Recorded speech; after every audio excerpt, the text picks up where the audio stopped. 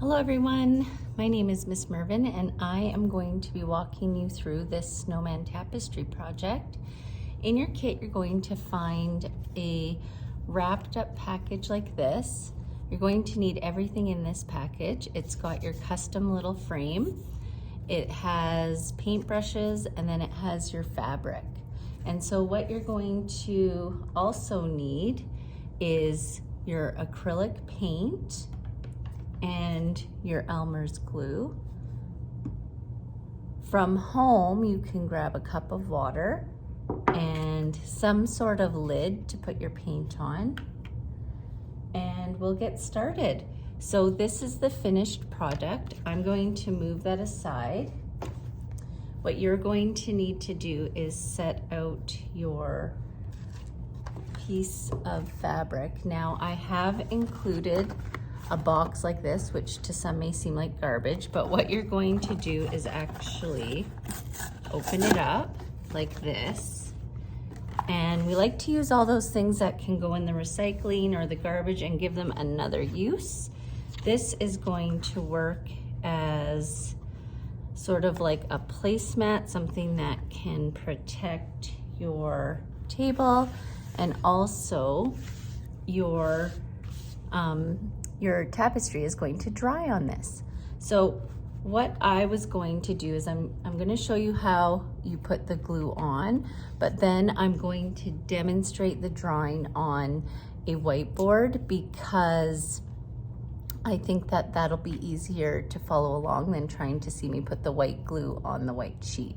So I'm just going to give you a second to get your workspace made up, and then I'll start.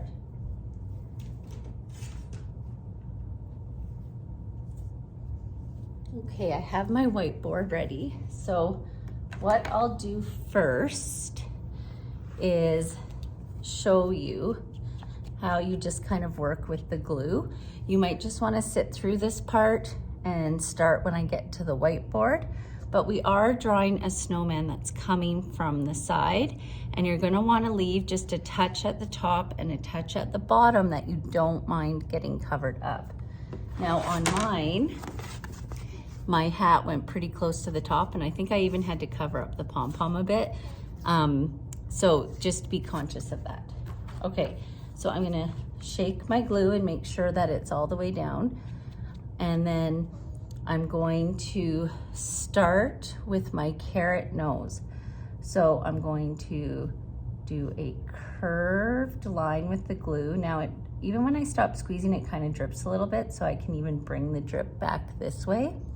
It's really hard to see on here. That's why I want to do the whiteboard for you, but I also want to show you how the glue works. So I'm going to come around. So there's my nose, and then there's my drip. So I'm just going to bring it back this way. Now, I see I've got a little bubble there. All of this is not a big deal. Tapestries are supposed to have a more raw look, not a really crisp, clean look like you would get from using like Sharpies or markers. I'm gonna stick some lines on here for my carrot detail. And I'm not gonna do the whole thing in glue because I want to show you on the whiteboard, but I just wanna show you how when you use the glue, you just apply pressure, pressure, pressure, pressure, bring it to the side, and then drop it back for that drip. Pressure, pressure, pressure, pressure. And then when you're where you want to be, you stop squeezing and you just let that drip come back. Because what's going to happen is this glue is going to harden, and then you're going to paint in between it, and I'll show you all of that. So I'm going to move this aside because I think that you can kind of see where I'm going with this. And I'm going to put my whiteboard down. And so this is where you can follow along with your glue. Don't draw on the fabric first and then glue over top. I mean, I guess you could. If you want the crisp white lines in between, you're not going to get that if you draw first on the fabric. So, okay, so let's draw this snowman together. Now, I always start with the nose because it's glue and we can't erase. So I do a curved line like this. It looks like a sort of like a C, and that gives the illusion that the carrot has been pushed into the snowman head. And then I bring it around. And Miss Mervin's always turn out different. Every time I do a drawing, it's different. So same will happen for you. If yours does not look exactly like Miss Mervin's, you do not want it to. You want it to look like yours, right? All right, so I have my nose, and then I'm just gonna come up, sort of come in. I'm gonna do a curve, and then I'm gonna curve down. This is my snowman head. Now I don't have a ton of room up here, so sometimes that happens, and I could just restart the video and make mine sort of have the perfect amount of space, but I like to show you what can happen when you're doing art. Sometimes you just have to give in to the process. This is how it's going to turn out because that's what happened with the art, and in the end it may be better than what you had first anticipated. So I'm going to show you now that I have my head. I'm going to come up and put a little brim for my hat, and then I'm going to curve it up like this. He's got like a little toque on. Now some of you might want to do a top hat. You like your snowman with a black top hat. Instead of doing this curved line, you could just come straight up, and you could add a piece of fabric. So that means when you paint this, you would be painting right in there a color like it had a ribbon around the hat. And that would be really, really cute too. Okay, now I'm not going to do the eyes or the mouth because this head will stay white unless you decide to have a pink snowman or a purple snowman. If you're going to paint your snowman instead of keeping it white, although the white does pop out so nice against that blue, so really think about that. But if you are, then you could fill your glue in for your eye and your mouth. What I do with my mouth, which I'll show you with the paint after, is I start just with a circle and then I kind of come up, and I don't try to do too many. I want to keep it nice and simple. And then there's the eye. Now you only need to do this if you're putting paint on here after. If you put glue on there, it's just gonna get washed off. Oops. And it's just more work actually. Okay, so now let's go on to his scarf. I'm going to come down here, a little bit of a curve so it looks like the scarf is sort of wrapped around his neck, and then curve it back down here. And then I've got his belly. And then what I'm going to do is I'm going to come down here and here. So his scarf is sort of laying. Now you could also, well, let's put some detail on here. I'm going to do some stripes because that'll be really nice to paint in between. Don't do them too close together. Take your time. Think about your placement, because if you do it too close, your glue will bleed in together and then you won't have very much space to paint in between. But then again, also if that happens, I bet it will still look amazing. So please don't be too hard on yourself. These are just little tips. And then the other thing I was going to show you is I kind of left it like this, nice and simple. But if you wanted your scarf to be blowing, you could have part of your scarf coming out with those fun, fine details, little tassel marks, and then you could go like this. So there's your snowman. You can drip some paint in little dot patterns, because when you wash the paint off, these will all become white. So then you've got your little drip patterns. Okay, now what I'm gonna do, I have one that I made yesterday that I let dry. So if you need to pause this right here, you can. and continue drawing, but I'm gonna move it to the side and show you. Now, this is what it'll look like when it gets dry. And when I did this last night, I actually forgot. So don't worry if these sort of curl up because it is fabric and then the glue is pulling on it. You're just gonna kind of have to work with it. When you wash this off, it's gonna lay flat. So you can see I've got some, like, it's pulling together. Now, what I forgot to do last night that I'm just noticing as I look at this, oops, and he's upside down, is the snowdrops. So this one won't have the snowdrops. But okay, so here is my dried, you can see it's all dried.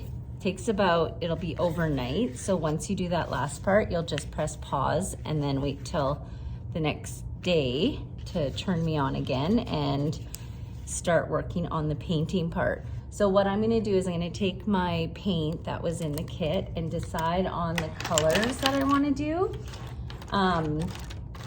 This is where you get to be really creative and think about what colors you think would look good. I'm definitely gonna use orange because of the nose. So I'm just gonna give a little poke and then stick some paint on my palette and then tighten it back up.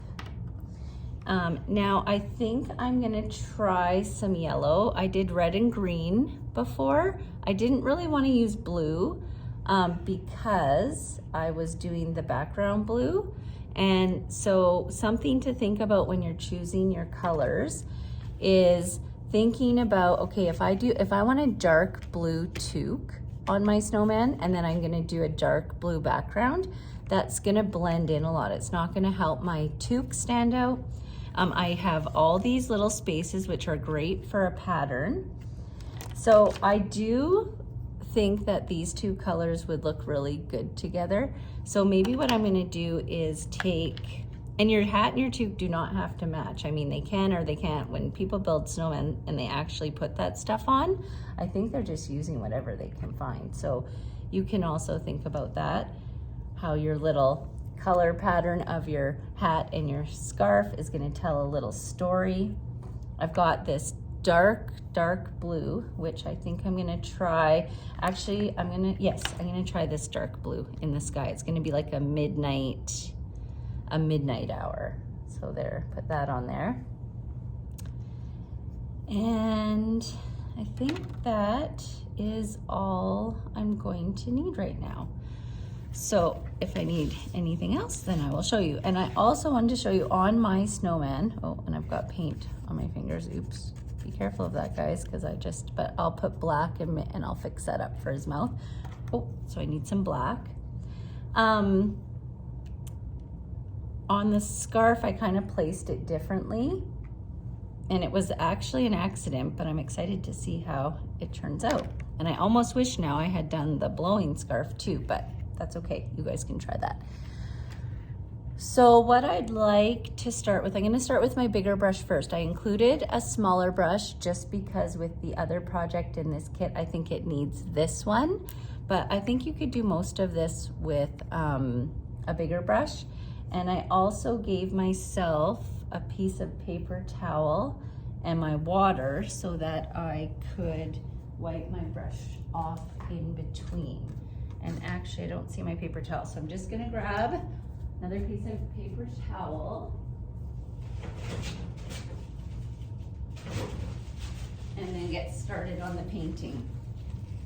And if this is too much talking, then you just fast forward right through to where Miss Mervin starts painting.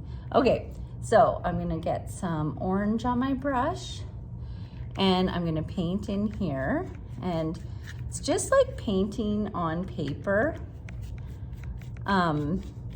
except it's fabric. And don't worry if you paint over the glue. If you decide to do this again, I'm gonna need a little bit more orange. If you decide to do this again and you run out of the glue that I give you, always use the Elmer's glue. If you use like the cheaper glue, it really runs.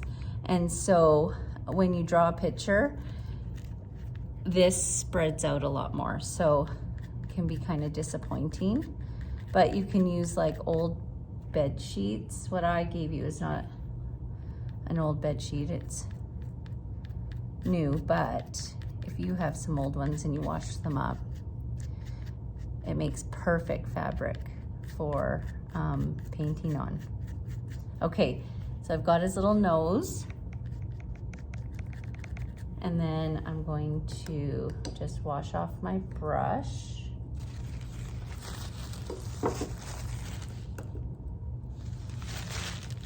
Sort of dry it off.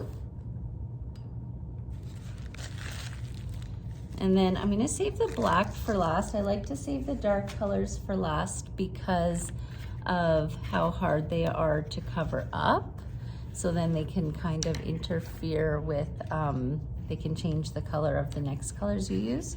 Just gonna move this over a bit. Okay, so now I'm gonna do my hat. I'm gonna do a little pattern. So I'm gonna go into this first little area, and I've gone over the glue a bit, but that's okay, that's gonna wash off. And remember, tapestries are supposed to kind of have that raw look. So even if you get this a little bit into the spot that you didn't want to, it's okay. So I'm going to just get right in there. And I like to use, if I'm using green, I'm gonna try and use it wherever I need it so that I don't have to keep washing my brush. So I'm gonna come down on the scarf and fill that in as well. And these cardboard boxes are awesome for drying on, and they also help kind of keep the paint off your table a bit more. Just gonna give myself a little more green. And when you're distributing your paint, it's really nice just to keep adding to your palette, because it's really hard. You wouldn't be able to get this paint back into the tube. And so it's better to have too little, because you can always add more, than to have too much and then you've kind of wasted. And then I'm just going to paint down here, even though, as you can see, my frame is gonna cover this up. That's okay. I'm still gonna paint down there. All right, so I've got basically where I want the green to be. I think actually I'll also make the top of his hat green too. And these little tubes actually have quite a bit of paint in them, so you would definitely be able to take any picture that you like, or any drawing tutorial that is sort of like simple, not fine lines, and you could make another one of these if you like this process. You'd have lots of glue, and you could reuse this, I'm sure. You wouldn't have the frame, but you could get creative with that too. You could take a frame that you already have and just take the glass out. So cut your fabric to the same, well, a little bit bigger than the dimension of the frame, so that you have something to glue on the back. And if you know someone that is sort of woodwork inclined, or could cut a couple strips of wood for you, you could just even make a basic wood frame to glue at the top and bottom. So lots of different ideas there. But the thrift store has tons of cool old frames, and you could take the glass out, paint the outside if you don't like the color, maybe paint it a color that's corresponding to something in the picture. That'd be really neat. Okay, so I have my green. I'm gonna wash my brush off.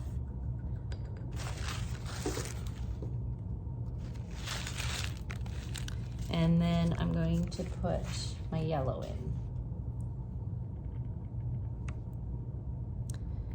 And it's just really neat. Whatever you decide kind of changes the whole picture, the color scheme. But I like this yellow and green together, and then I think against the blue, it's really gonna stand out, because these are kind of lighter colors, and then the sky will be darker, and it'll give a really nice contrast. Okay, just get into my scarf,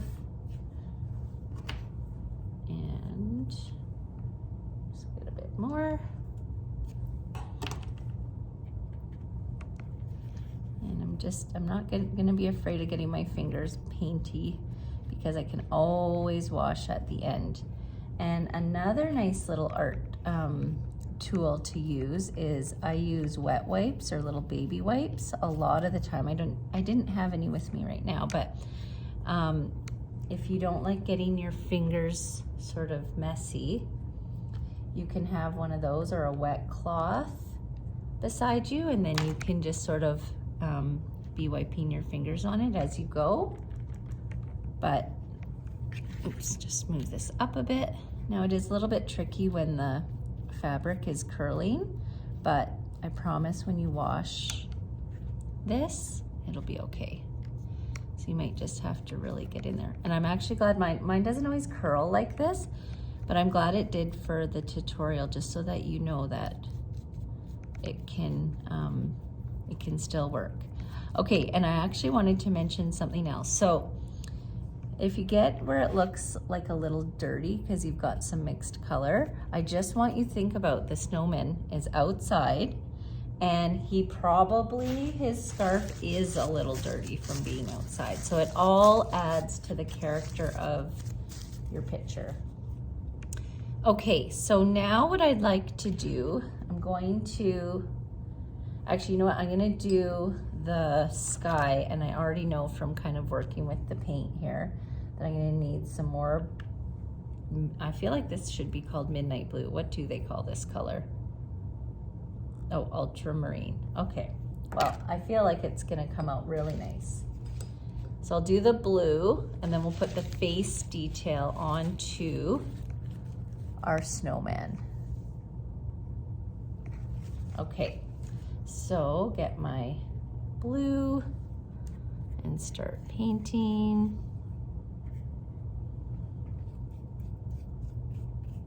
And you can see how gorgeous that is. Another little trick I could show you. Got to be careful with this. Anyway, let me get in here first before I show you that. If you've come to one of my art camps, and done tapestries, Miss Mervin has done this, but not in these like little corners here. In these little corners, you want to use your brush like carefully, just so that you don't get it. It's nice because the glue makes a little bridge for you, or a little border that helps you stay in the spaces that you want to. But you can also take your paint and kind of put it right onto the fabric, and then move it around, which is really, really nice. Okay, so then take some of this, and then I'm gonna just like dab it in there so that I don't go too far. And you wanna really spread it out, because this back part, whatever color you choose, is gonna take a lot of that paint. So I'm gonna squeeze some more on here and move it around.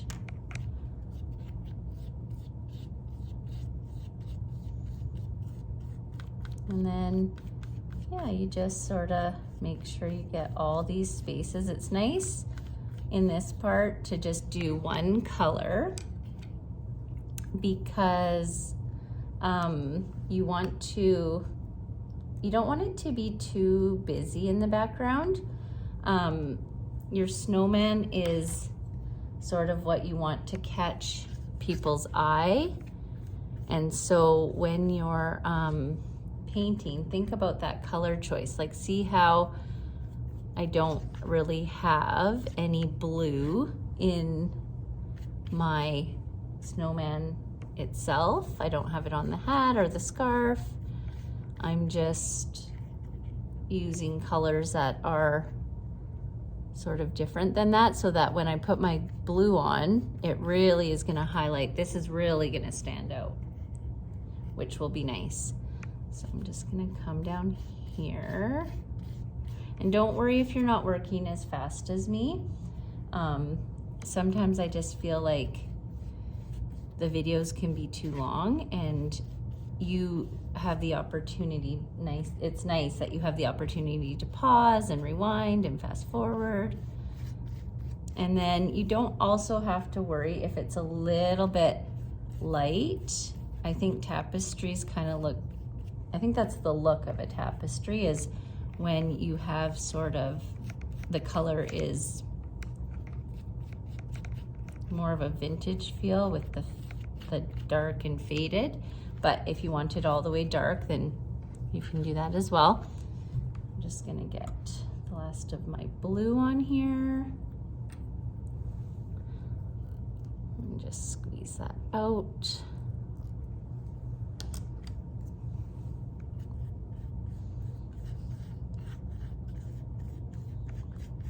This is gonna look really neat. Now I need to dab some into those little tiny areas. So I'm just gonna, oops, got some black on my fingers. So remember, when you get to these small areas, you probably wanna just dab it, even though I know that my frame is going to cover that up, so I won't spend too much time there. But I'm also just gonna pull here and get right in here. There we go. Now, and thinking about it, I drew this guy pretty big, and he takes up a lot of, so I didn't have as much sky to fill. So if you've run out of your paint that you use, like this midnight blue, it uses practically the whole thing up,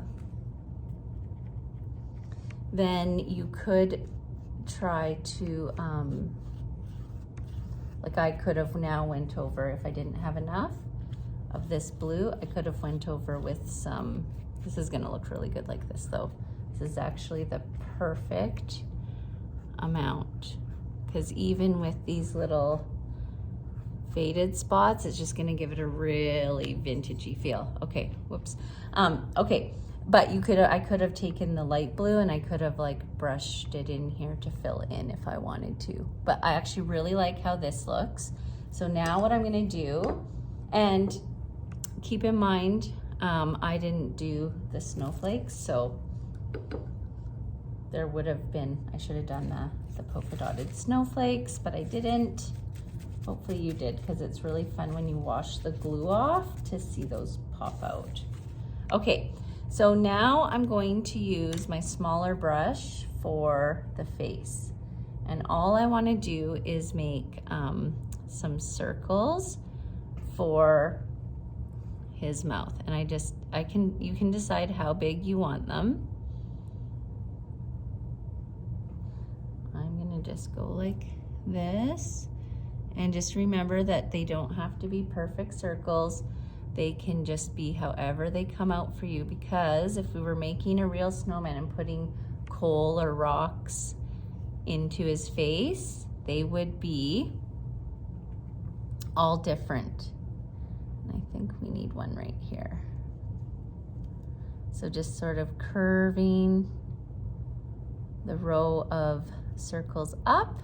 And then I'm gonna put an eye on there.